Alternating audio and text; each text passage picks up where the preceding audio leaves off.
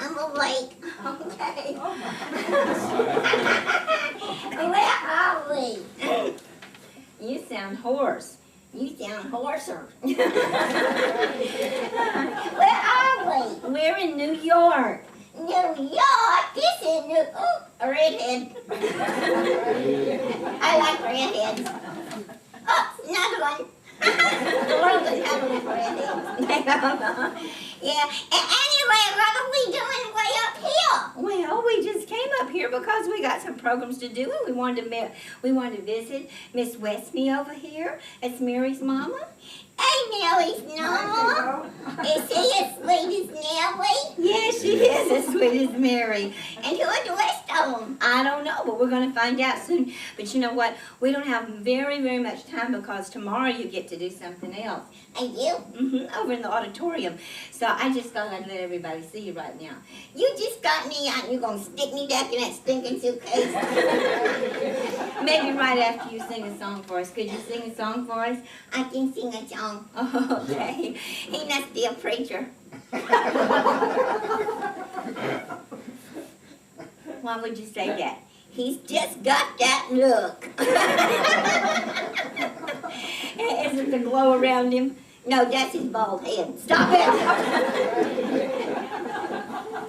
Okay. I sing a little song. Yeah, maybe you could tell your favorite Bible verse. I can tell it. I can do that. You can do that. Okay, good. Night thing down with us is rejoice in the Lord always. And again I say rejoice. Yeah. And I like that song they was just singing. Great is thy faithfulness. Yeah, I heard and that was wonderful. Yeah. Well, okay, well, what's your favorite song? I'm going to sing, this is the day that the Lord has made, that the Lord has made. I will rejoice and be glad in it, and be glad in it. Woo! This is the day that the Lord has made. I will rejoice and be glad in it. This is the day that the Lord has made. Amen, Neil? Thank you. Well, listen, I'm going to let you rest your throat for tomorrow, okay? For tomorrow. Yes, okay. So you tell everybody goodbye. And the preacher. And tell the preacher goodbye, too. I like preachers. You like preachers. Yeah, I love preachers. Why do you love preachers? Because they need loving. God who called the light out of the darkness. Remember, in the beginning, God created the heavens and the earth. And what did he say? Let there be light. And what happened? There was light. He called the light out of the dark. Wouldn't you say that's a pretty good miracle? Well, that same God that called the light out of the darkness has shined in our hearts. For what? The knowledge of the face of Christ Jesus. Why would we need knowledge about Jesus? Because everything God wanted us to know about him, he revealed to us through Jesus, right? That's right.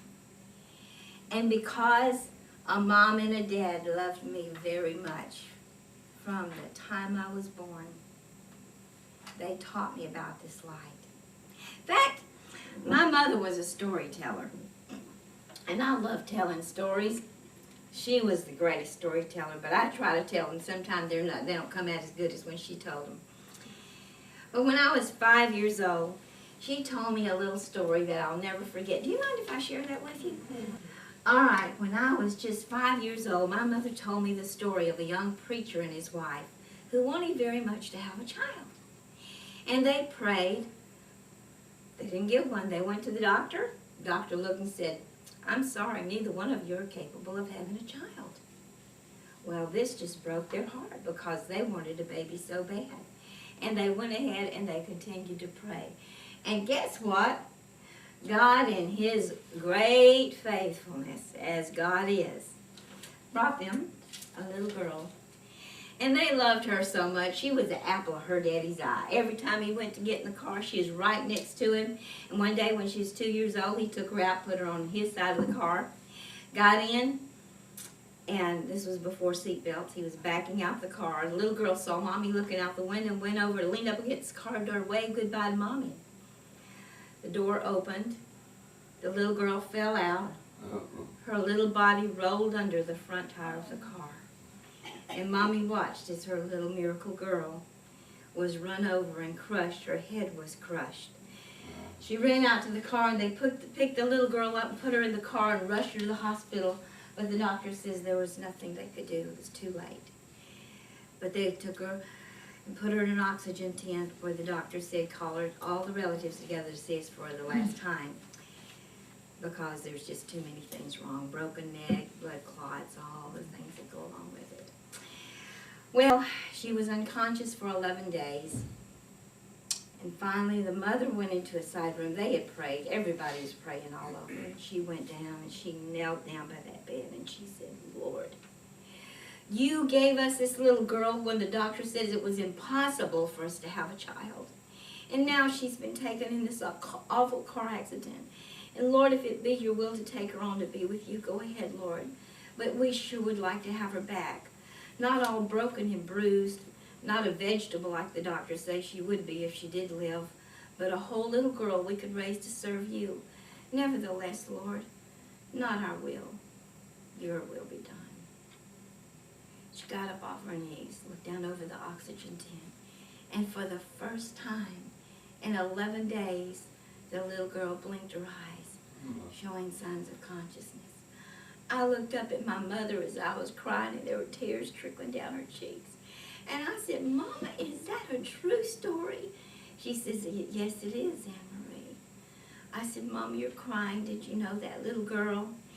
And Mama said, yes, AnnMarie, you were that little girl. And I said, me, Mom?